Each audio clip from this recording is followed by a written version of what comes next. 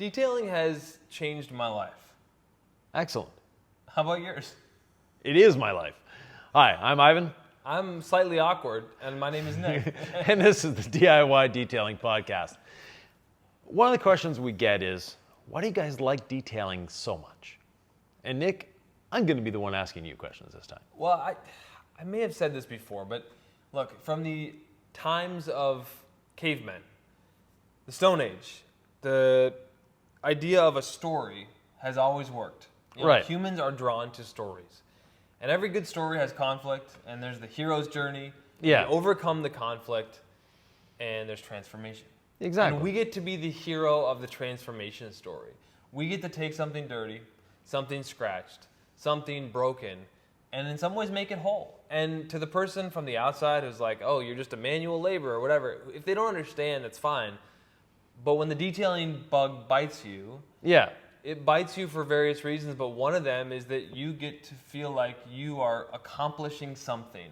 Right. And if you can accomplish it well, that gives you purpose. And I think purpose is what most humans want to feel. And so not to get too deep about it, but that's where I go. I go deep.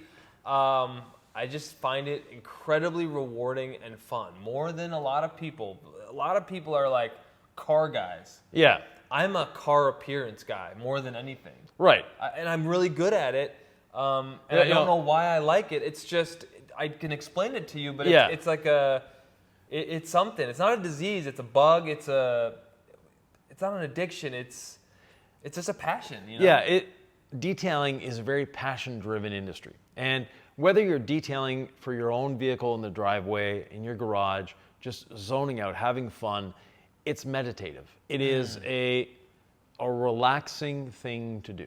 And if you're rushed, if you're just, I got to get the car clean, and you're not enjoying it, that's not detailing. That's a chore. It's washing your car.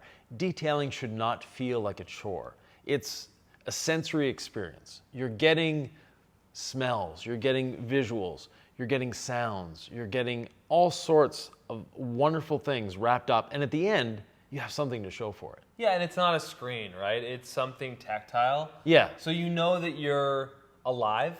Right. You're doing something. Like humans are wired to do things in the real world. And I think we're wired to work. Like Grant Cardone, he talks about just like the blessing of like teaching your kids to work. He's a motivational guy. You may know him, you may not. Big business guy. But anyway, he talks about just how humans are wired to work. Exactly. Not to like overwork, get burned out, make your whole life work, but there is an inherent intrinsic reward to working on something and achieving it. And so within the, it's like coloring within the lines. We didn't design the car. We didn't build the car.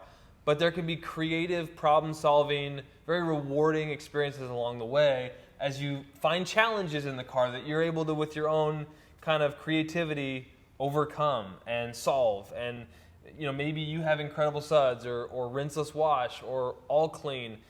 And we would both find ways to clean things differently. All right. Maybe you would do it faster because you're more efficient. Maybe I would do it better because I took twice as long. But I would feel rewarded by that. Yeah. And, the teaching your kids that aspect of it. When I was a kid, we'd go down the street and people would be washing their cars on a Saturday morning. And I'd help my father wash the family car. And it was just part of something we did. And it wasn't a chore. It was fun to get out in the driveway, maybe get a little wet, playing with dad and having all sorts of fun. That's a memory that will stay with me for the rest of my life.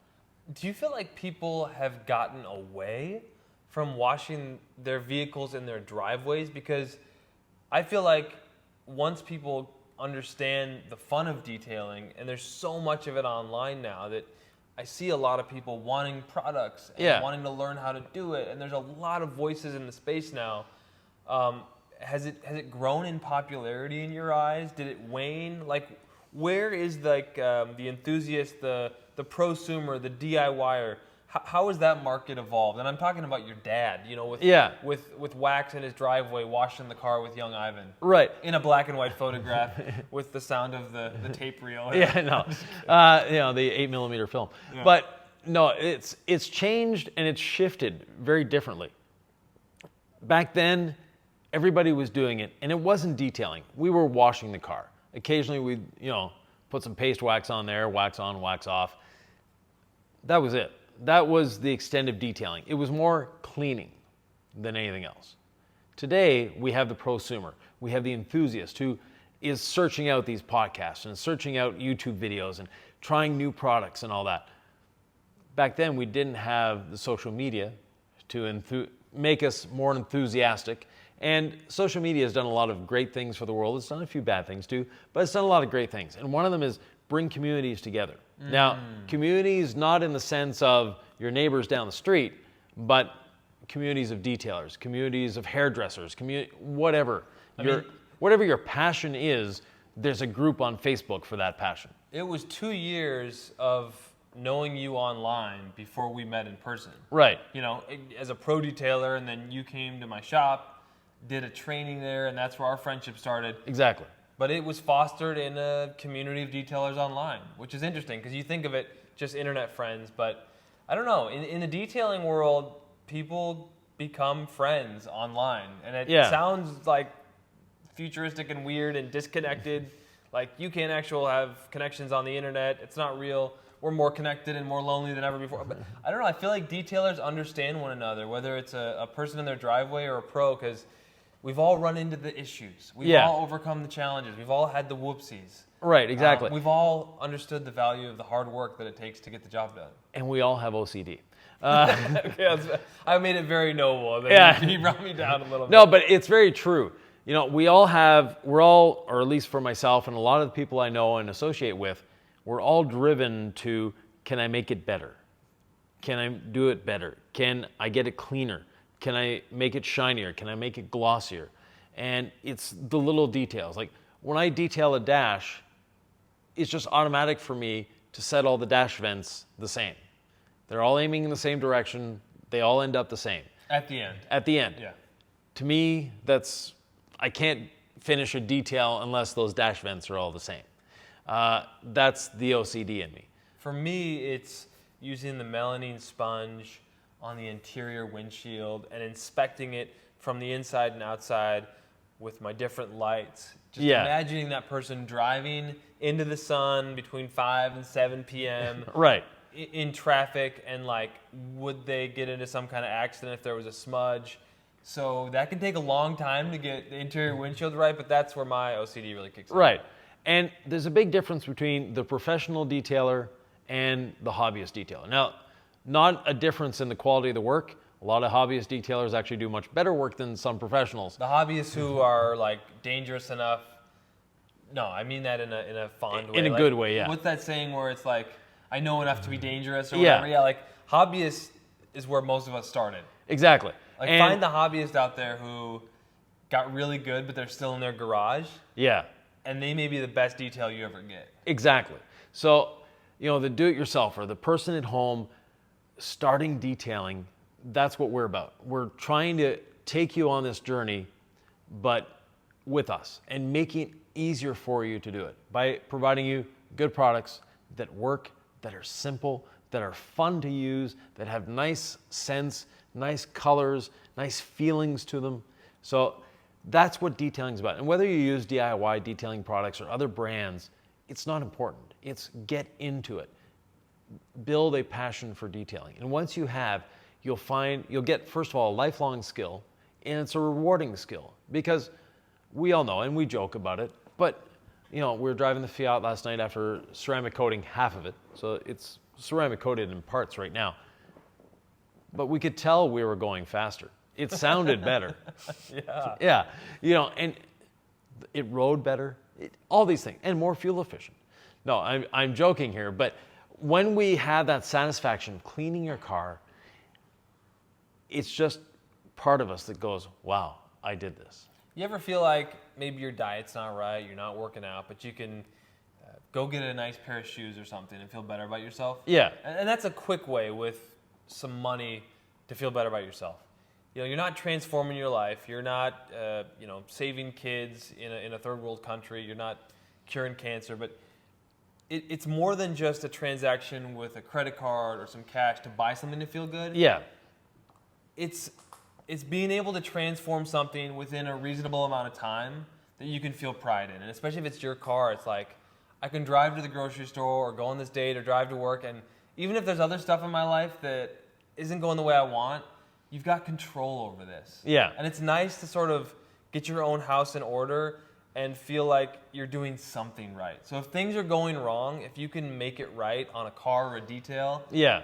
that's at that sort of like mental health level where I found a lot of comfort in it, because, you know, things went crazy with COVID and life got messy, but I was there with the car, you know, and as long as I could get that car right, I felt good. And it's you know, it could be an escape too, where you're not dealing with your stuff, but it can also be a nice, healthy, rewarding way to spend your time. You're working, sometimes you're working hard, so it's exercise, and it's fun. Yeah, and it's a way of meditating. Yeah, without sitting on a cushion and saying, oh. Yeah, exactly. I've tried that before. Yeah, I've done it before. I prefer washing cars. Yes, and if you like these podcasts, you know, you can listen to them while you're cleaning your car. I highly suggest that. Set it on the playlist. We're going to put a DIY detail playlist just for the podcast at the top of your screen right now. And we are cranking through them, you know? Yeah. Once a Friday. Every Friday, we're getting you a podcast out there. And we just love this stuff. So, Right. And we love your questions. So please leave your questions below. We will answer them. I mean, half the time when Ivan and I are talking about podcast ideas, it's, well, I got this question on our YouTube channel. Exactly. You know, or we have a TikTok, YouTube channel, DIY Detail on Instagram as well. And then go join the Facebook group. There's nearly 50,000 members of the DIY Facebook group. So DIY Detail on Facebook. It's a big group, a lot of fun. It's a safe space, as Nick likes to say. It's a safe space because there are internet keyboard warriors who want to make you feel bad when you don't know how to do it. It's like, okay, at some point you didn't know how to do it and you learned. Right. I mean, you were a little baby and you grew up, and at some point you didn't know how to clay bar a car, so don't make fun of somebody who's never done it before. Like, it's a safe space to ask questions. You know, I'm over 50 years old and I still don't know how to put the cards up here when he's going to put the detailing podcast card up here. It's because you don't have a laptop. Ivan has a cell phone. He's Mr. Minimalist. I have, in the room over there, I've just taken it over with a backpack and camera equipment, and my life is a sprawling, it's a little bit wild. And that's why sometimes detailing, I can take the wildness, the craziness, and the scatterbrain, and just focus on something and accomplish it and feel like, okay, there's order in the world. Exactly. You know? So this is a podcast where I come alive because we just talk about how much fun detailing is. Yeah. Which is what it's all about for me and why we did this together. It's like, he's the Detailer's Business Academy. You're trying to help professional detailers. Right. But you also understand from A to Z what it is to clean cars when you're learning to when you're a pro. Exactly. And with that, join us for the next one. Thank you very much. For Ivan, I'm Nick. For the DIY Detail Podcast.